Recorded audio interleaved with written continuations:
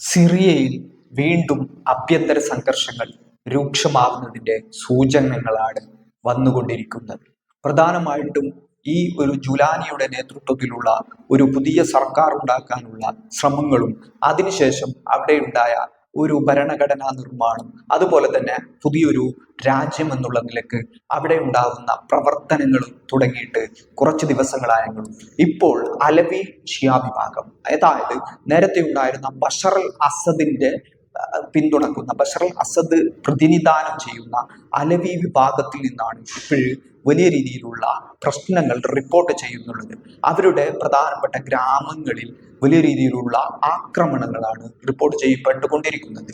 പ്രധാനമായിട്ടും സിറിയയുടെ ആഭ്യന്തര മന്ത്രാലയം അല്ലെങ്കിൽ ഭരണം കൈയാളുന്ന വിഭാഗങ്ങൾ അവിടെ സിറിയയുടെ ഇപ്പോഴും നിലവിലുള്ള ഭരണകൂടത്തിന്റെ ഭാഗമായിട്ടുള്ള സൈന്യങ്ങൾ ആ ഗ്രാമങ്ങളിൽ പ്രവേശിച്ചു.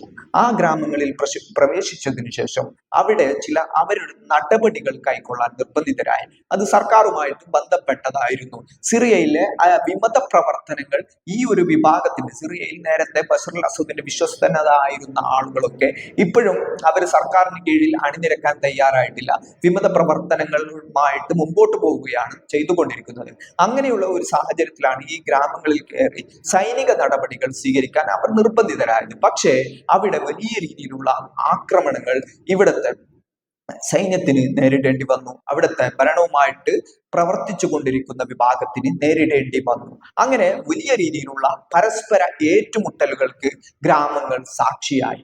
ബഷർ അൽ അസദിന്റെ പിന്തുണച്ചിരുന്ന നേരത്തെയുള്ള അലവി വിഭാഗവും നിലവിൽ ജുലാനിയുടെ സർക്കാരുമായിട്ട് പിന്തുണയുമായിട്ട് പ്രവർത്തിക്കുന്ന സൈന്യവും തമ്മിലാണ് ഏറ്റുമുട്ടലുകൾ ഉണ്ടായത്. ഇതിൽ 50ഓളം സർക്കാർ പ്രതിനിധി സൈന്യങ്ങളും 45ഓളം ഈ ഒരു അലവി വിഭാഗത്തിലെ ആളുകളും കൊല്ലപ്പെട്ടു എന്നാണ് റിപ്പോർട്ട്. അതുകൂടാതെ തന്നെ 200ഓളം ആളുകൾ മൊത്തത്തിൽ കൊല്ലപ്പെട്ടതായിട്ടുള്ള വിവരങ്ങളാണ് പുറത്തു വരുന്നത്. സിറിയൻ ആഭ്യന്തര പ്രശ്നം വീണ്ടും ഉയർത്തിക്കൊണ്ടുവന്ന് രാഷ്ട്രീയ നേട്ടങ്ങൾ ഉണ്ടാക്കാൻ ഇസ്രായേൽ അടക്കമുള്ള രാജ്യങ്ങൾ ശ്രമിക്കുന്നു എന്നുള്ള ആരോപണങ്ങൾ നിലനിൽക്കുന്ന ഒരു പശ്ചാത്തലത്തിലാണ് ഇപ്പോഴും ഇത്തരം കാര്യങ്ങൾ സംഭവിക്കുന്നത്. ഇസ്രായേലിനൊക്കെ, അമേരിക്കയ്ക്കും ഇതിൽ കൃത്യമായിട്ടുള്ള, റഷ്യ അടക്കമുള്ള രാജ്യങ്ങൾക്ക്, ഇറാൻ അടക്കമുള്ള രാജ്യങ്ങൾക്ക് സിറിയയിൽ കൃത്യമായിട്ട് താല്പര്യങ്ങളുണ്ട്. അവരുടേതായ രാഷ്ട്ര താല്പര്യങ്ങളാണ് ഈ രാജ്യങ്ങൾക്കൊക്കെയുള്ളത്. അങ്ങനെ ഈ അലവി വിഭാഗം ഉൾക്കൊള്ളുന്ന ഈ ഒരു പ്രദേശത്ത് സൈന്യത്തിന് നേരെ അവർ അതിക്രമം നടത്തി എന്നതിന്റെ പേരിൽ ഈ സർക്കാരിനെ പിന്തുണക്കുന്ന ജനവിഭാഗം മറ്റുള്ള നാടുകളിൽ നിന്നും ഈ ഗ്രാമങ്ങളിലേക്ക് ഇരച്ചു കയറുകയും അവർ അവിടെ ഉണ്ടായിരുന്ന ആളുകളെ നിർദാക്ഷിണ്യം കൊലപ്പെടുത്തിയതായിട്ടുമുള്ള വാർത്തകൾ പുറത്തു വരുന്നുണ്ട്. അതായത് ഒരു കൃത്യമായ നടപടികൾ ഈ ഒരു വിഭാഗം സിറിയയുടെ ഔദ്യോഗിക സൈന്യത്തിന്റെ ഭാഗത്തു നിന്നും ബന്ധപ്പെട്ട സർക്കാരിന്റെ പിന്തുണക്കുന്ന സൈന്യത്തിന്റെ ഭാഗത്തു നിന്നുണ്ടാകുന്നു. ഇതിന് എതിരെ ഉണ്ടായ അലവി വിഭാഗത്തിന്റെ തിരിച്ചടികൾക്ക് തുടർന്ന് ഈ സൈന്യവുമായി സഹകരിക്കാതെ, അവരുടെ നടപടികളുമായിട്ട് സഹകരിക്കാതെ നിന്നതിന്റെ പശ്ചാത്തലത്തിൽ അവരെ പിന്തുണക്കുന്ന ജനവിഭാഗം അവിടത്തേക്ക് ഇരച്ചു കയറുന്നു. തുടർന്ന് വലിയ രീതിയിലുള്ള സിവിൽ ഏറ്റുമുട്ടലുകൾ അല്ലെങ്കിൽ വെടിവെച്ച് വീഴ്ത്തലുകൾ ഉണ്ടാകുന്നു. ഇതിൽ നിരവധി ആളുകൾ കൊല്ലപ്പെടുന്നു എന്നുള്ളതാണ്. എന്നാൽ ഈ ജനവിഭാഗത്തെ പിന്തിരിപ്പിക്കാൻ നിലവിൽ ശ്രമം നടക്കുന്നതായിട്ടാണ് സിറിയൻ പ്രസിഡന്റ് നിലപാട് സ്വീകരിച്ചിരുന്നത്. നമ്മളും അവരും അതിക്രമങ്ങൾ നടത്തിയാൽ നമ്മളും അവരും ഒരേപോലെയാകും എന്നുള്ള നിലപാടാണ് അദ്ദേഹം സ്വീകരിച്ചിരിക്കുന്നത്. അതുകൊണ്ട് തന്നെ പൂർണ്ണമായിട്ടും ഒരു സ്ഥിരതയുള്ള ഒരു സർക്കാർ ഉണ്ടാക്കാനുള്ള ശ്രമങ്ങൾ ഞങ്ങൾ നടത്തുന്നുണ്ട് എന്നും അതിന്റെ ഭാഗമായിട്ട് ഇത്തരം നടപടികൾ, ഇത്തരം പ്രശ്നങ്ങൾ ഇല്ലാതാക്കാനുള്ള ശ്രമങ്ങളാണ് തങ്ങൾ നടത്തുന്നത് എന്നാണ് ഈ സിറിയൻ സർക്കാരിന്റെ ഔദ്യോഗികമായിട്ടുള്ള നിലപാട് എന്നുള്ളത്. നിലവിലുള്ള സാഹചര്യത്തിൽ ഈ ഒരു പ്രശ്നം അവിടുത്തെ നേരത്തെ ഡ്രൂസ് വിഭാഗങ്ങൾക്കിടയിൽ ഇസ്രായേൽ അശാന്തി പടർത്താൻ ശ്രമിക്കുന്നു എന്നുള്ള ഒരു പ്രശ്നം ഒരു ഭാഗത്ത് നിലനിൽക്കുന്നുണ്ട്. ഇസ്രായേൽ കയ്യേറ്റങ്ങൾ മറുഭാഗത്ത് ഉണ്ടാകുന്നുണ്ട്.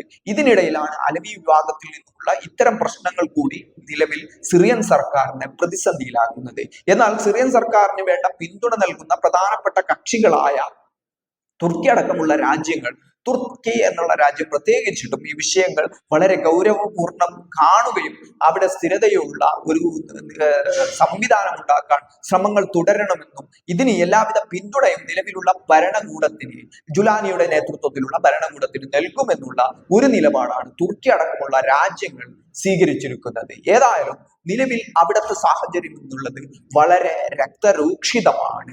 ഇത് കൈവിട്ടു പോയാൽ വീണ്ടും ഒരു സിറിയൻ ആഭ്യന്തര യുദ്ധത്തിലേക്ക് കാര്യങ്ങൾ കൊണ്ടുപോകുമെന്നാണ് പ്രതീക്ഷിക്കപ്പെടുന്നത്. പക്ഷേ അങ്ങനെ ഉണ്ടാവാതിരിക്കാനുള്ള ശ്രമങ്ങൾ ജുലാനിയുടെ നേതൃത്വത്തിൽ അധികാരത്തിലെത്തിയ നിലവിലുള്ള സർക്കാർ ശ്രമിച്ചുകൊണ്ടിരിക്കുകയാണ്. അവിടെ ഒരു ഭരണഘടന ഉണ്ടാക്കാനുള്ള ശ്രമങ്ങൾ നടത്തിക്കൊണ്ടിരിക്കുകയാണ്. സർക്കാർ ഉദ്യോഗസ്ഥരെ നിയമിച്ചുകൊണ്ട് കൃത്യമായിട്ട് സംവിധാനങ്ങൾ ഉണ്ടാക്കിക്കൊണ്ട് ഒരു രാഷ്ട്ര പുനർനിർമ്മാണ പ്രക്രിയയാണ് യഥാർത്ഥത്തിൽ ജുലാനിയുടെ നേതൃത്വത്തിൽ നടക്കുന്നുള്ളത്. പക്ഷെ ഇതിനിടയിലാണ് നേരത്തെ ഉണ്ടായിരുന്ന ബഷർ അൽ അസദിനെ പിന്തുണക്കുന്ന, ബഷർ അൽ അസദിന്റെ ഗ്രാമമടക്കം ഉൾക്കൊള്ളുന്ന ഈ അലവി വിഭാഗത്തിൽ നിന്നുള്ള വലിയ പ്രശ്നങ്ങൾ ഈ ഒരു പ്രദേശത്ത് റിപ്പോർട്ട് ചെയ്യപ്പെട്ടിട്ടുള്ളത്. അതിനെ തുടർന്നാണ് അവിടെ സൈനിക നടപടി ഉണ്ടാകുന്നത്. തുടർന്ന് അത് വലിയ രീതിയിലുള്ള ആക്രമണങ്ങളിലാണ് നിലവിൽ കലാശിച്ചിരിക്കുന്നത്. ഏതായാലും ഈ ഒരു സ്ഥിരതയോടുകൂടിയുള്ള ഒരു സിറിയൻ ഭരണകൂടം ഉണ്ടാക്കാനുള്ള ശ്രമങ്ങൾക്ക് എല്ലാവിധ പിന്തുണയും നൽകുമെന്ന് ഗൾഫ് രാജ്യങ്ങളും, പ്രത്യേകിച്ച് ഖത്തർ അടക്കമുള്ള രാജ്യങ്ങളും അതുപോലെ തന്നെ മറ്റുള്ള തുർക്കി അടക്കമുള്ള രാജ്യങ്ങളും പറഞ്ഞിട്ടുണ്ട്. ഈ ഒരു പശ്ചാത്തലത്തിലാണ് നിലവിൽ ഇത്തരത്തിലുള്ള പ്രതിസന്ധികൾ കൂടി ജുലാനിയുടെ നേതൃത്വത്തിലുള്ള സർക്കാർ നേരിടുന്നുള്ളത്. വരും ദിവസങ്ങൾ സിറിയൻ പ്രശ്നത്തെ സംബന്ധിച്ചിടത്തോളം വളരെ നിർണായകമാണ്. സിറിയൻ പ്രശ്നത്തിന്റെ ഏറ്റവും പ്രധാനപ്പെട്ട ഒരു സമയമാണ് ഇപ്പോൾ കടന്നു പോകുന്നുള്ളത്. ഈ ഒരു പ്രതിസന്ധിയെ സിറിയയിലെ ജുലാനിയുടെ നേതൃത്വത്തിലുള്ള ഭരണകൂടത്തിന് കൈകാര്യം ചെയ്യാൻ സാധിച്ചാൽ മാത്രമേ അവർക്ക് ഒരു സ്ഥിരതയുള്ള സർക്കാരുമായും ഒരു സ്ഥിരതയുള്ള രാഷ്ട്രമായും മുമ്പോട്ട് പോകാൻ കഴിയുകയുള്ളൂ എന്നുള്ളതാണ് ഇത് വ്യക്തമാക്കുന്നത്.